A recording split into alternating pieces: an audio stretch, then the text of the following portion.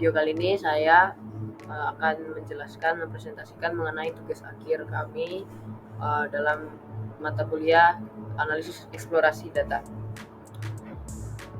Sebelumnya perkenalkan, nama saya Grace Mutiara Karawan dengan NIM 67202276 dan teman saya Bintang Handanawari 672022-024. Tugas akhir ini merupakan tugas kelompok dan pada kali ini saya mengambil studi kasus yaitu analisis hubungan tingkat kriminalitas dengan pengangguran di DIY. Nah, pada studi kasus ini kami bertujuan untuk melihat apakah tingkat pengangguran yang tinggi bisa mempengaruhi tingkat kriminalitas khususnya di daerah istimewa Yogyakarta atau DIY.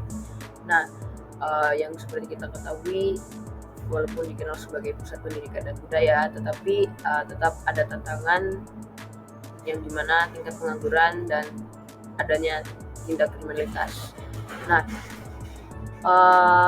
seperti yang kita lihat bahwa seringkali orang berkata bahwa faktor pemicu kriminalitas itu karena tingkat pengangguran yang tinggi, maka kami bertujuan untuk melihat apakah ada korelasi antara dua variabel tersebut. Dalam studi ini kami mengambil dari periode tahun 2018 dan 2023 sampai 2023. Data yang diambil merupakan dari data website resmi, yaitu dari portal data terbuka pemerintah Indonesia dan dari Open Data Kota Yogyakarta. Di situ ada linknya. Tindak kriminal dibagi menjadi 3 kategori kejahatan, yaitu pembunuhan, narkoba, dan kekerasan seksual. Kemudian untuk pengangguran diambil berdasarkan jumlah penganggur terbuka serta jumlah angkatan kerja di DIY. Kemudian ada juga data pengangguran mencakup jumlah total penganggur dan tingkat pengangguran terbuka atau TPT, yaitu presentasi penganggur dari total angkatan kerja. Nah, dari menganalisis data tersebut bisa dilihat apakah nanti terdapat pola atau peningkatan dari pengangguran yang berkorelasi dengan lonjakan kasus kriminal tertentu atau tidak. Dan jika peningkatan pengangguran diikuti oleh kenaikan kasus kejahatan ekonomi atau narkoba, maka kebijakan pemerintah bisa menciptakan lapangan kerja untuk mencegah kejahatan tersebut. Ya, analisis ini diharapkan bisa memberikan gambaran yang lebih jelas tentang hubungan antara aspek sosial ekonomi dan keamanan publik di DIY.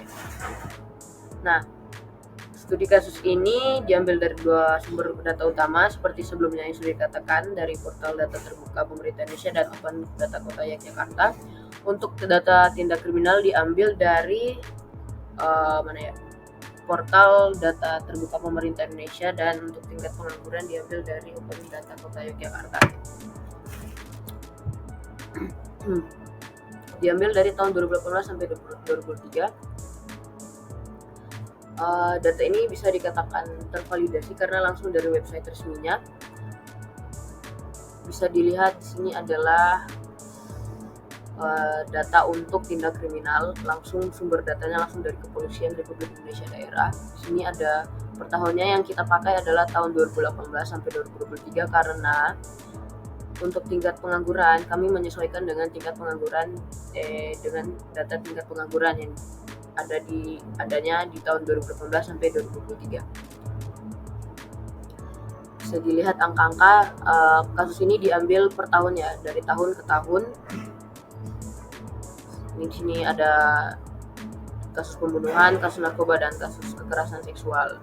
Kemudian untuk dari data pengangguran diambil dari Open Data Kota Yogyakarta. Di sini disediakan informasi jumlah penganggur, jumlah angkatan kerja, dan tingkat pengangguran terbuka atau TPT. Nah, dari kedua sumber data ini nanti akan dianalisis semuanya dan membantu memberikan wawasan yang akurat terkait pengaruh tingkat pengangguran terhadap kriminalitas DIY. Sekarang masuk ke analisis data eksploratif.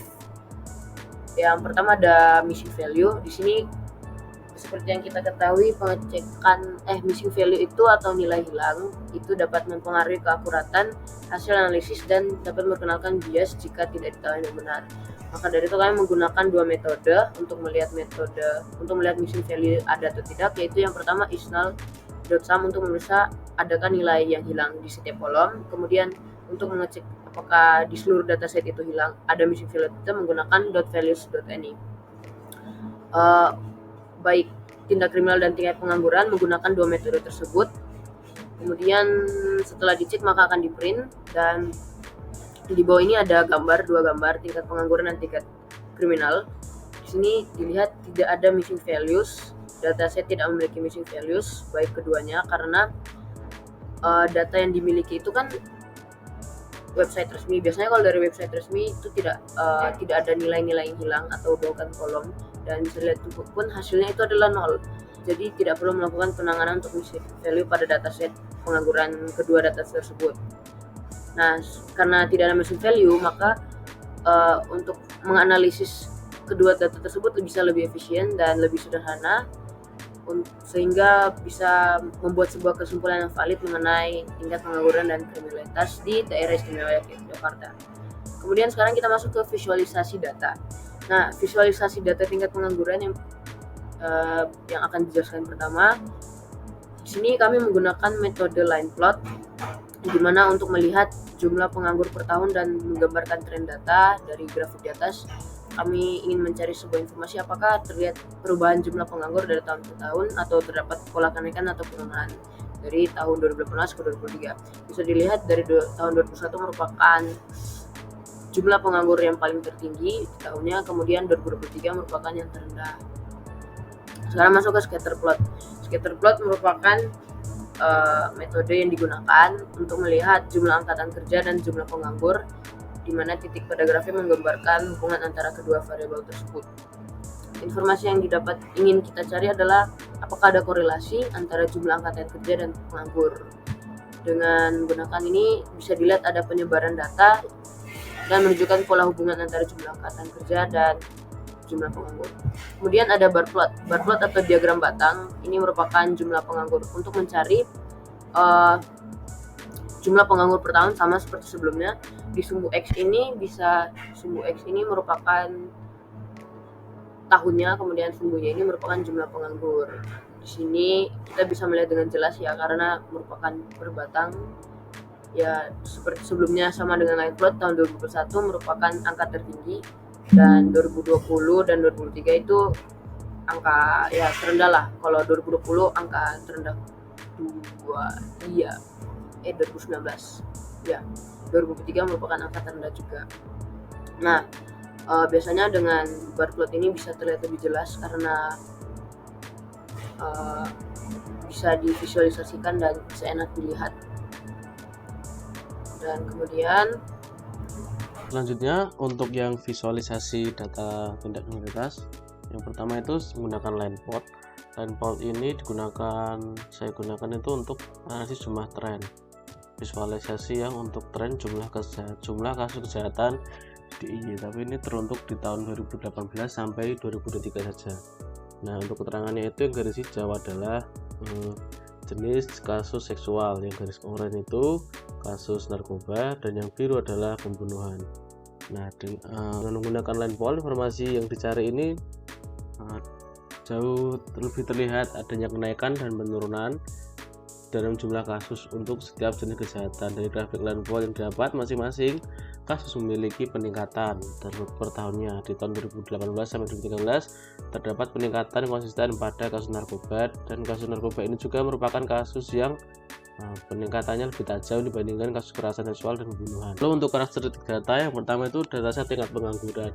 Yang pertama itu ada struktur data. Jika dilihat dari gambar di atas, ini dapat dilihat bahwa data bersifat numerik atau angka dengan rentang waktu tahunan, sehingga cocok untuk dilakukan analisis tren dan korelasi. Dataset di atas berisi beberapa kolom utama, yaitu tahun, jumlah pengangguran, jumlah angkatan kerja, dan tingkat pengangguran. Yang kedua itu ada distribusi data.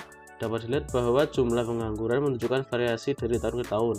Terdapat tahun yang menunjukkan jumlah penganggur lebih tinggi di tahun 2001, sedangkan di tahun 2019 menunjukkan lebih rendah. Lalu yang ketiga, tren waktu. Di tren waktu dapat dilihat pola naik turun jumlah penganggur dari grafik yang ada.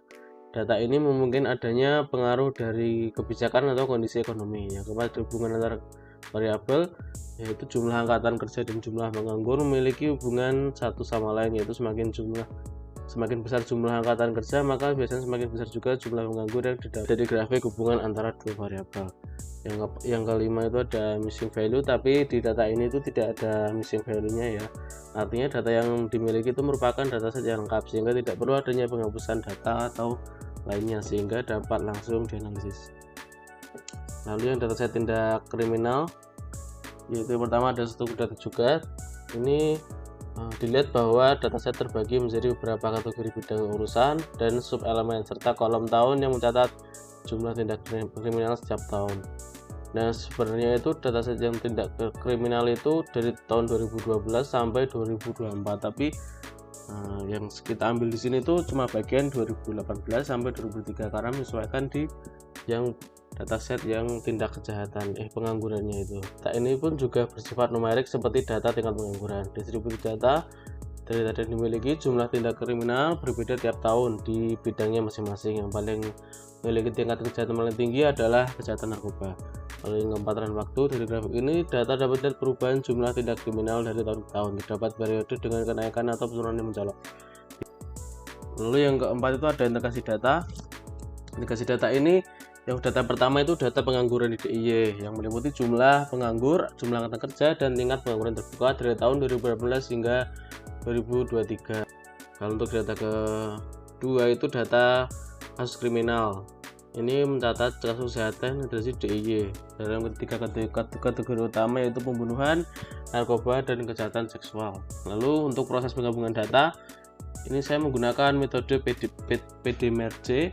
Penggabungan ini memungkinkan kita untuk menganalisis hubungan antara pengangguran dan jumlah kasus kejahatan yang terjadi di DIY pada tahun yang sama. Dan itu hasil dari tabel yang setelah digabungkan tadi.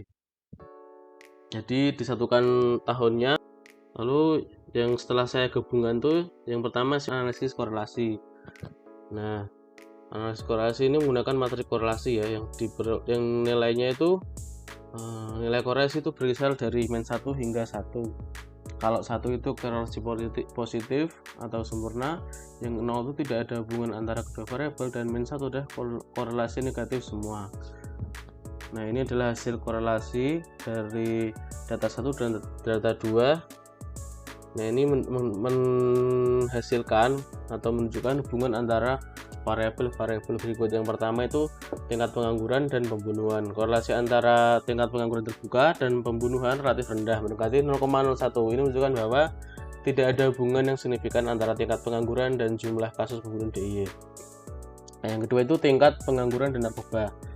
Korelasi antara tingkat pengangguran terbuka dan kasus narkoba yaitu sangat tinggi, yaitu sekitar 0,88. Korelasi positif ini mengindikasikan bahwa semakin tinggi tingkat pengangguran, semakin tinggi pula jumlah kasus narkoba yang tercatat.